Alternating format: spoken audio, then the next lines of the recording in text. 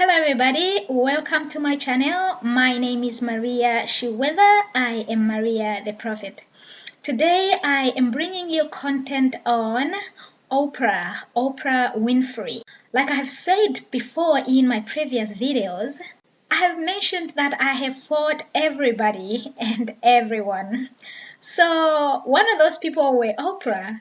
I have fought Oprah for a while. Initially, I didn't know I was fighting, but up until sometime in 2019, I realized I was fighting Oprah. And this one day, I just remember this one day, I woke up like, I don't know what she was doing, but she handled me all night. I moved out of the city. Back sometime last year, I still remember my trip when I went through Illinois, when I went through Chicago. I entered Chicago, just the city of Chicago. I picked up her spirit, and it's from far. I was so far away. Like I haven't entered the city yet. I was just close to the city. I picked up her spirit right away.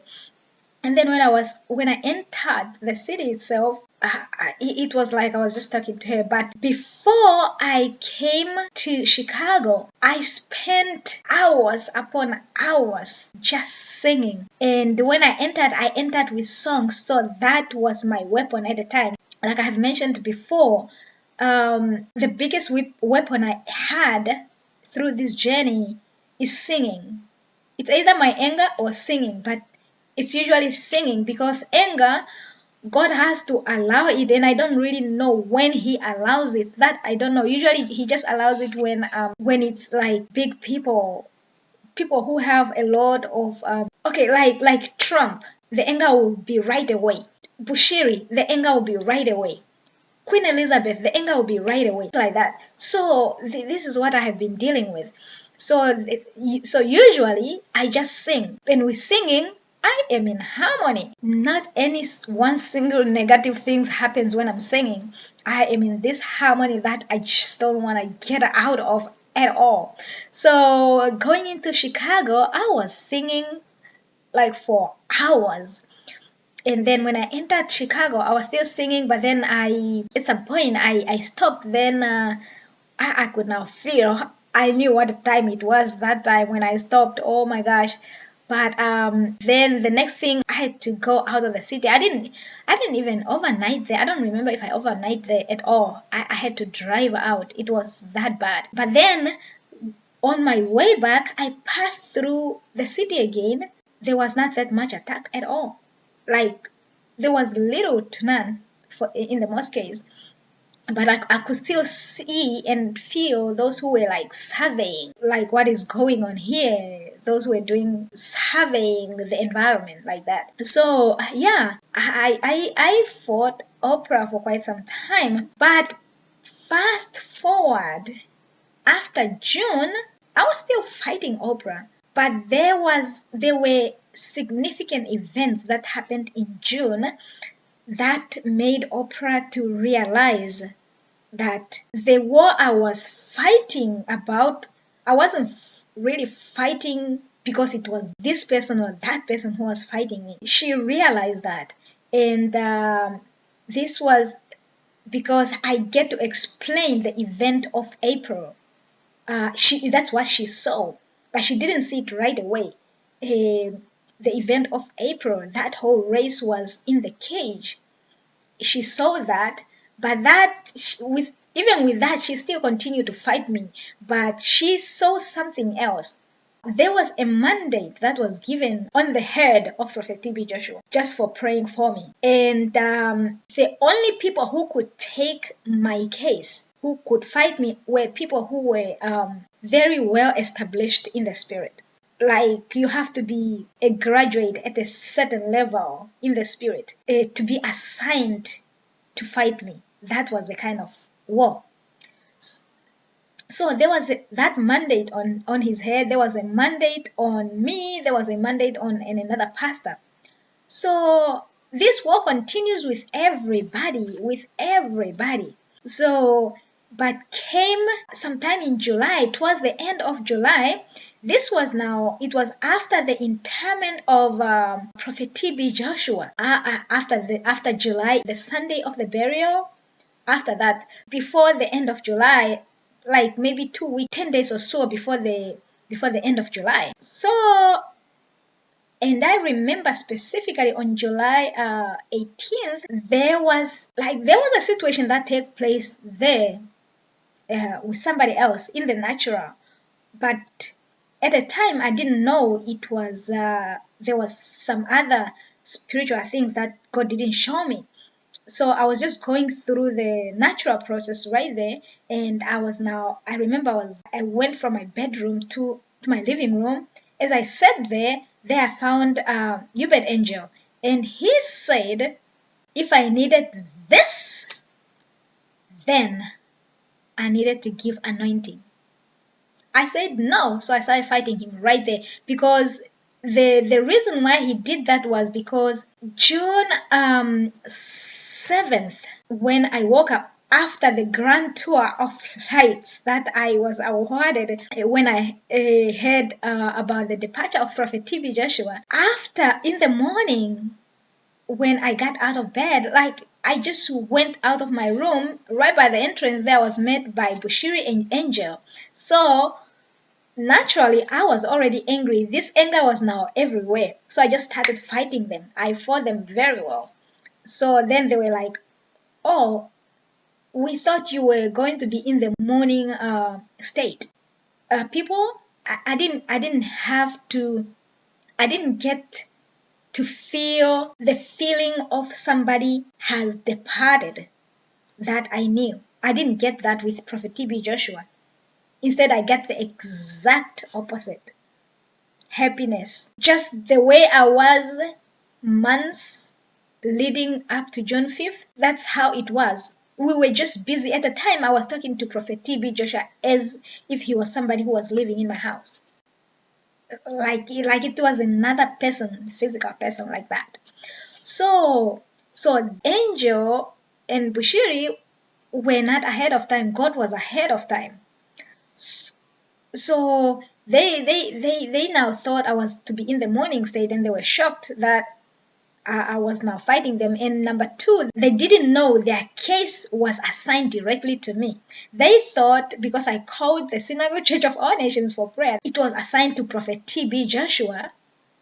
And that was the loophole. There's a loophole that he was not there. Just to be shocked that I was fighting them the very same way I used to fight them. They were very shocked, and I can't even put the comments that they gave me here. But yeah, comes July, that's what made Uebert Angel to say, if I wanted ta, then I needed to give anointing, because during that day there was an event that happened during the day, like in the natural. I was talking to somebody else in the natural, and so Uebert Angel now came. I was like, don't waste your time. I don't trade anything. When it comes to my anointing, nothing else matters. I don't care. Nothing else matters when it comes to my anointing. That's the one thing I can protect, nothing else. I have lost my stuff so many times, like starting from A. That doesn't matter to me. I have already been there. The worst has already happened. So when he said that, he just provoked war on me, and I had to fight him very well. And that made Bushiri to realize something. There was a point that I made that was right. So now, after that event with Angel, just like a day or two, because when it comes to me, everybody is watching, because everybody is fighting, everybody is trying to see how they can resolve this case, So came I just remember this. I was doing something, and then I cut myself. But it was a spiritual thing, but naturally I cut myself. So this one person now wanted to sell my blood to somebody else, to another somebody. Then I started fighting as usual, but I was very shocked. That was the very first time I was very shocked to what Oprah said. She said, no, that's not going to happen. This woman, you have been fighting this woman for the longest, and this woman didn't do anything to you. People, I was shocked by that statement to have come from Oprah. I was just shocked. So she was now going off on this person. She was going off, and she said that's not gonna happen. That's not gonna happen. Nothing is going to happen to her, and nobody's going to kill her. And her blood, no.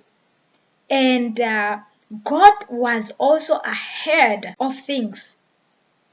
At that time, when they gave my blood, because here Oprah is just like talking to cover me, right? But they proceeded to go and give my blood, right? I was there. The woman didn't want my blood. She did not want trouble. So at that time, I get to learn about immunity. God, because at one time God told me like about this immunity thing, but I don't really like. I understood what he said, but he didn't like everything else. He always had to put it in practice. I have to see it being practiced to understand it, to make sure I understand it fully. So I haven't seen it by that time. So this was the time I get to God said, yeah, this is immunity. They can't do anything with your blood anymore. Now I was pretty shocked. And here, since that day, Oprah has been she's now protecting me. People, I was so shocked. I was shocked. This isn't the natural. It's not, I'm not sleeping. This isn't the natural. When I'm talking about these things, they are happening in my waking life. Like I'm talking to a natural, like I'm talking to you now. This is how I'll be talking. Here I'm in my house and this is what is happening. So from that day, this woman sided with me, and so much has happened. To this day, I'm pretty shocked for Oprah to be on my side.